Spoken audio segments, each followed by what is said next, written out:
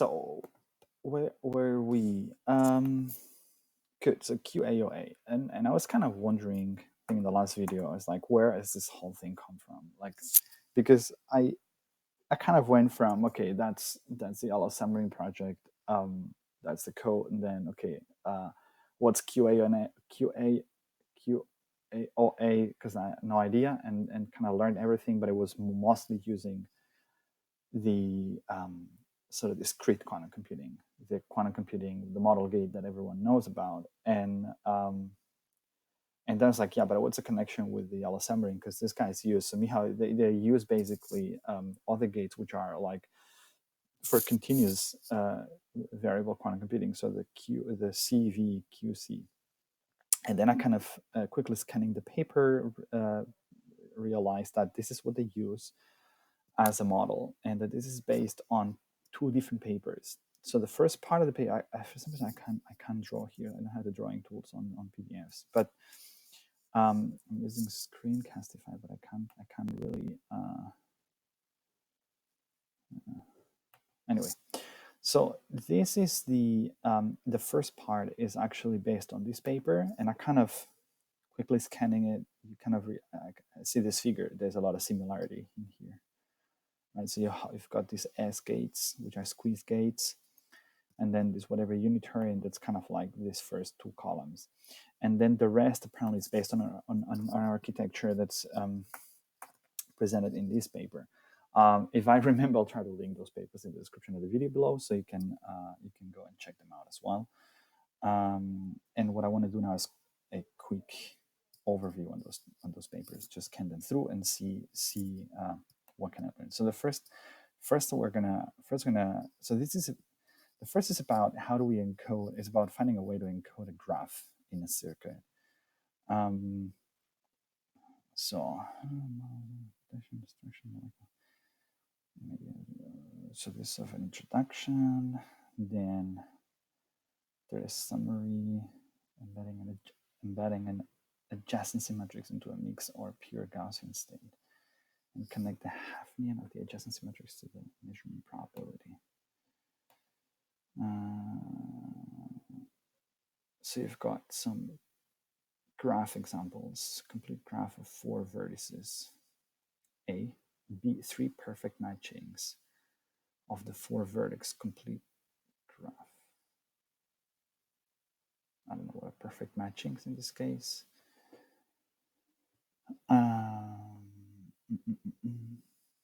Gaussian Boson sampling. Sampling mixed Gaussian covariance matrices.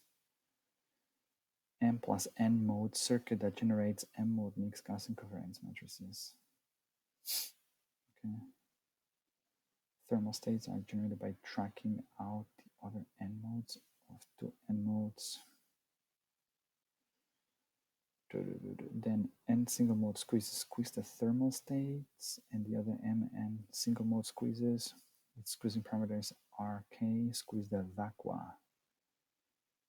Whatever that means. For the number, detectors measure the state after the linear optics network K.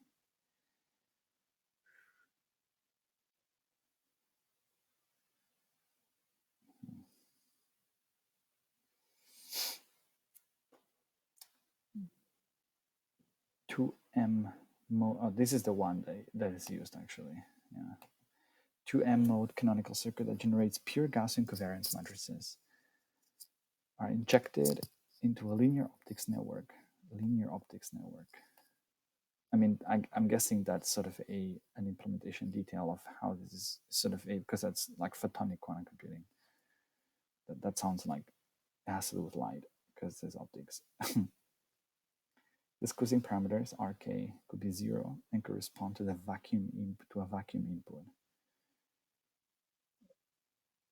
Okay, so the parameters are determined by the eigenvalues of the adjacency matrix and the rescaling parameter C.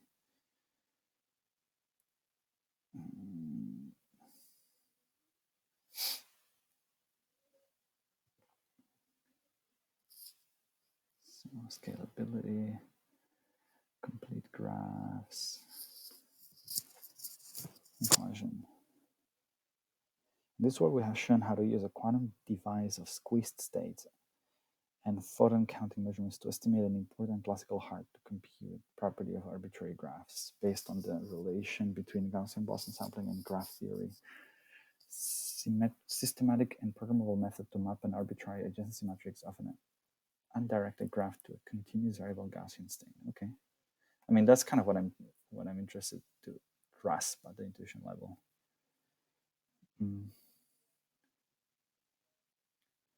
So to map the adjacency matrix. What is the adjacency matrix? I think I checked that already before. I'm really so in graph theory and computer science, adjacency matrix is square. I think I've okay. A finite graph, the elements of the matrix indicate whether pairs of vertices are adjacent, I don't know how to pronounce that, or not in the graph. Oh, okay, so it's like a just zeros and ones. Ah, okay. Okay.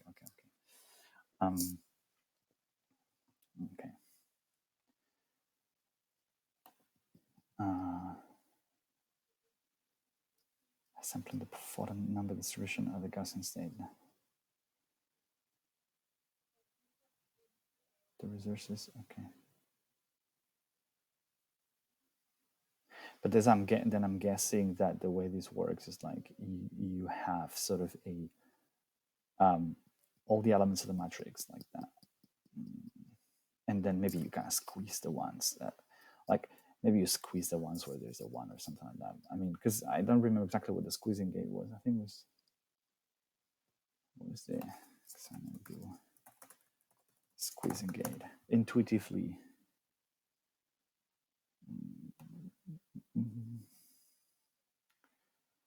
It had something to do with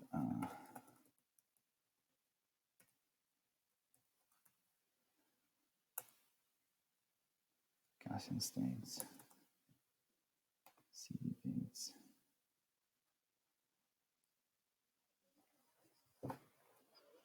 CO measurements. What's the squeezing gate?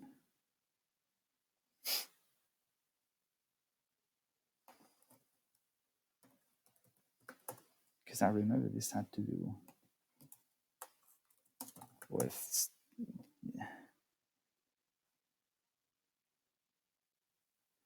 I remember seeing like an animation that gates squeezing gate. Squeezing affects the position and momentum operators as such.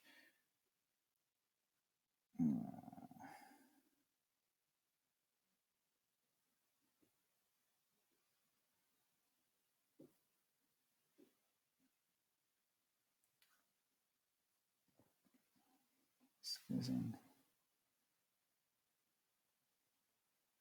So I remember is it that it has something to do with like it basically squeezes the probability distribution, so it just moves across one of those, like either position or momentum, I think, kind of putting one stable.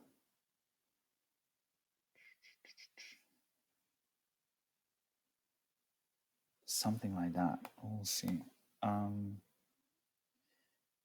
So okay, so what I'm interested in techniques under which we can map a graph adjacency matrix to a mixed Gaussian covariance matrix in a block form with M&M submatrices from conditions. Okay. Covariance matrix. Let's see, master valid covariance matrix.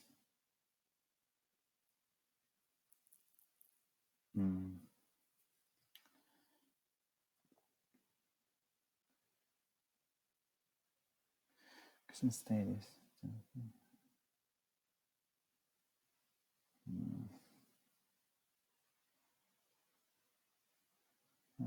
matrix.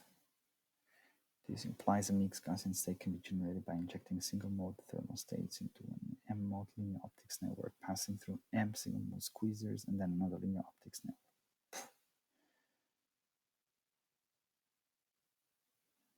quantity, therefore the state before entering the linear optics network K is a product of squeezed thermal states or squeezed vacuum states. The thermal state is completely characterized by the symplectic eigenvalues.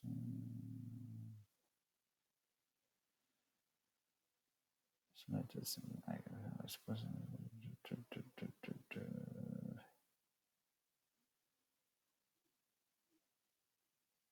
Then the N of the M impulse should be injected by thermal states. Yes, okay. This is way too complicated. The probability is that taking a single photon in every output mode in order to sample the full adjacency matrix. The probability is related to the half-mean of the adjacency matrix.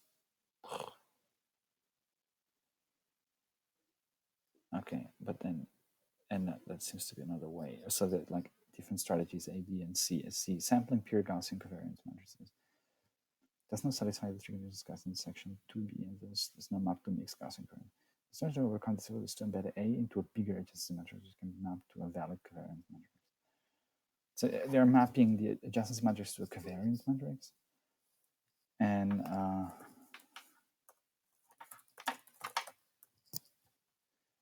covariance matrix. Let's refresh this. So probability is also now blah, blah, blah, blah.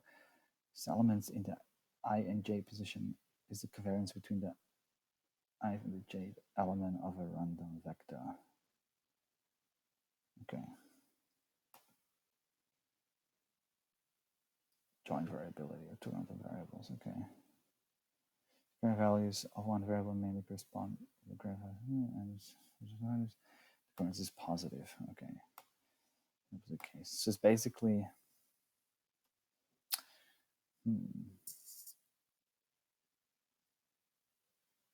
of two random variables. But in this case,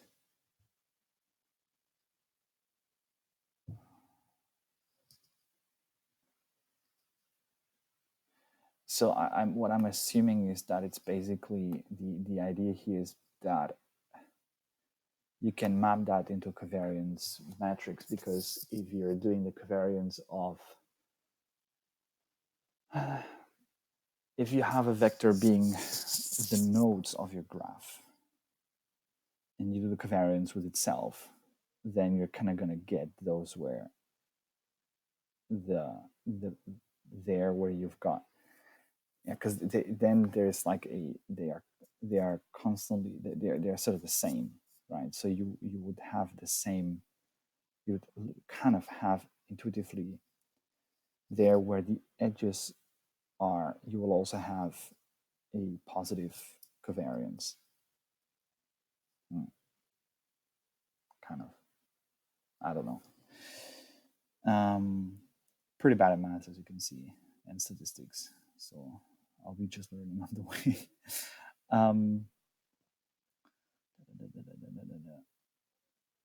Yeah, but I mean, you see exactly. It's kind of well, there are many ways to do that. There's therefore ways to take two copies of the desired adjacency matrix and consider a new adjacency matrix.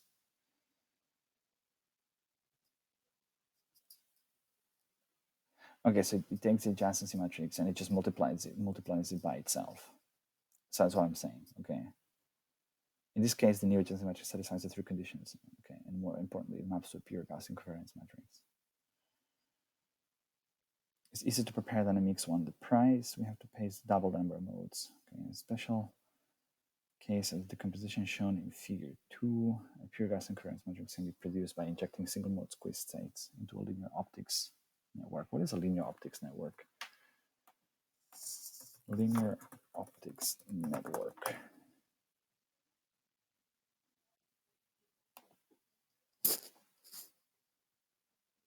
It's a prime condition allowing photons as information carriers may use linear optical elements. Okay, it's just a way to say a circuit, I guess.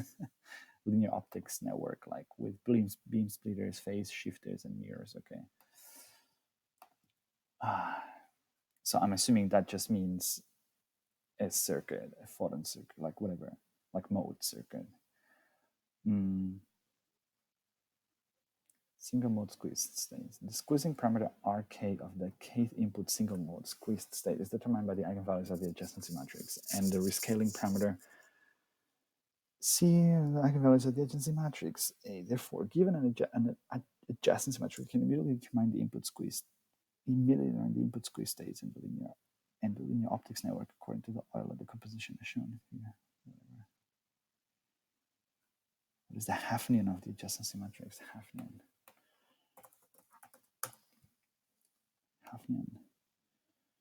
In mathematics, the Hafnian of an adjacency matrix of a graph is the number of perfect matchings in the graph. It was also named after Eduardo Caño to mark the fruitful period test in Copenhagen. Hafnian, okay. Of perfect matchings. So that was those figures up here, or one?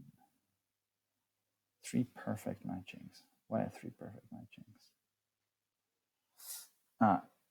Because if you, so there are probably 3 subgraphs that if you put them all together make the one you want. I don't know. Maybe.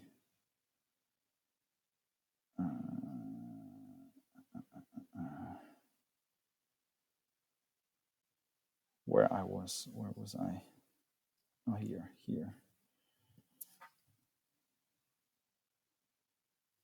We then, the magnitude of the sampling probability determines the hardness of performing the experiment. A lower probability will take a longer time to collect the data. We find that the sampling probability depends on the eigenvalues of the adjacency matrix as well as the rescaling parameter. In general, C is smaller than 1, so the probability exponentially decreases. The size of the adjacency matrix increases. Okay. To have an optimal probability, one has to increase the value. See how the C is restricted. So basically, this probably cannot hope for an efficient computing. Probably cannot hope for an efficient quantum algorithm to count the number of perfect matchings for all the graphs as a function of the graph size. The largest graph eigenvalue appears to be determining the hardness of sampling. Blah blah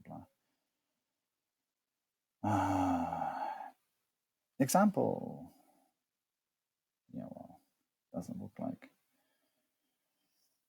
There's a method we have developed. Consider a concrete example. Actually, can I?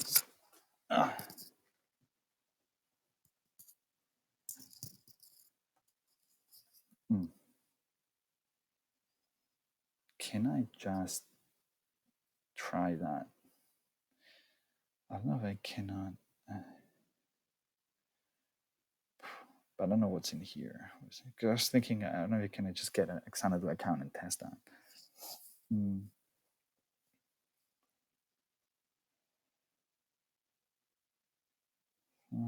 We're in the session consider the case of complete graphs to illustrate our methods for scalability, blah, blah, blah. I don't know what I'm reading here.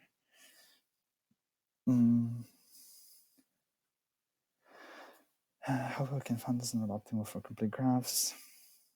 Example, I mean, this is just an example for complete graphs. Okay, conclusion. Yeah, well. A complete graph and maximum probability can go up to blah, blah, blah. Quantum devices squeezed states, optical interferometer, and photon counting measurements to estimate an important classical hard to compute property.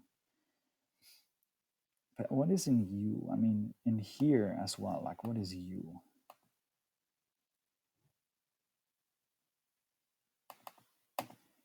The interferometer applied to the squeezed modes. Yeah, but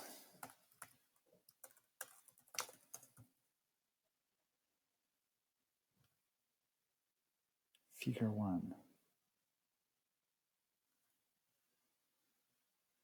Yeah, that's figure 1. Circuit used for the preparation of the initial state. Parameters of the squeeze gates as well as the exact form of the interferometers come from the Takagi decomposition. Exact form of the, okay, 2.1.2, the Takagi decomposition. Yeah, but it still doesn't tell me what the U is. Takagi decomposition. Special case for the singular value decomposition of symmetric matrices. So you need to try V.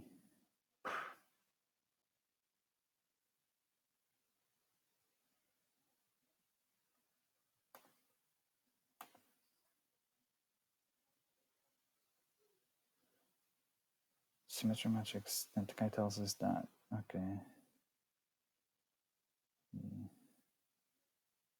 It's most straightforward. How to construct that.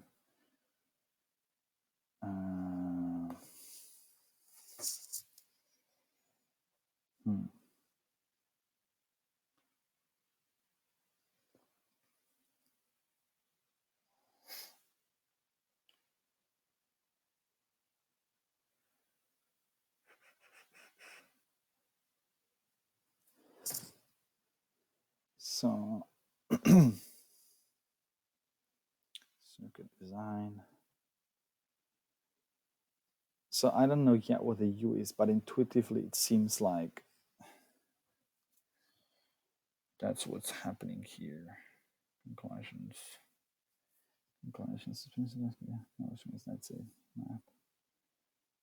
Ah, there's an appendix. Okay, that I should have started here probably, but that's pretty technical.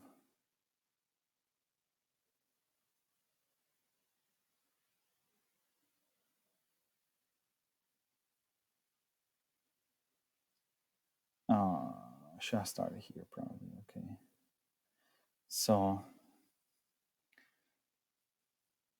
definition one: the happening of matrix defined as following. Remark, blah blah blah blah. And take a look at sampling the Gaussian covariance matrix. Okay, this is how to sample them. So this is how to measure them, right?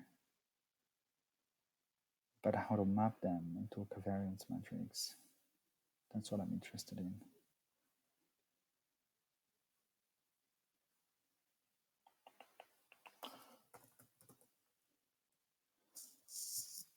Multi-points, doubling of our modes, squeeze.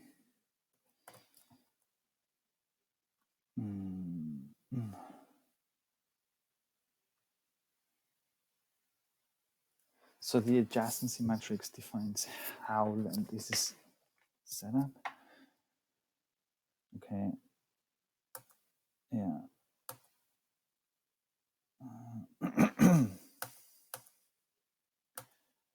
So it seems like basically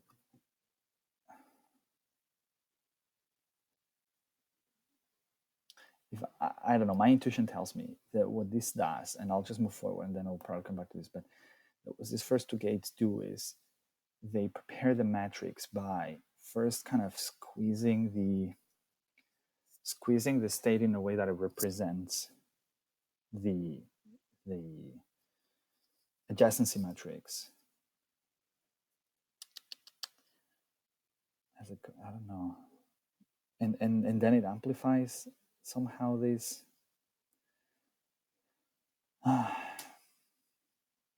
But it's supposed to map it into a covariance matrix.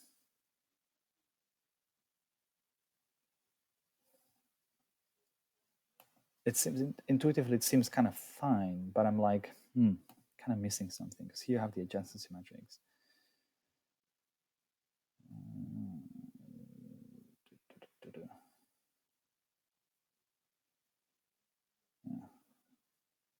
Okay, but it's doing something, and then, fine. We'll just move forward, and then try to come back to this later. I kind of feel I scratched the surface and I understand what it's the gist of it, but I don't really. Not even the gist, like intuitively what's going on. But I mean, okay. Let's see what's the next one about is the other architecture of how do you find then the optimal cat, the max cat, and how is this, because that's sort of supposed to be a general machine learning architecture, seems like, and then you've got different layers. Okay, but it's like so there's a squeeze. So here you can see this is exactly this. Squeeze the U, the D's, and then the counting. Okay,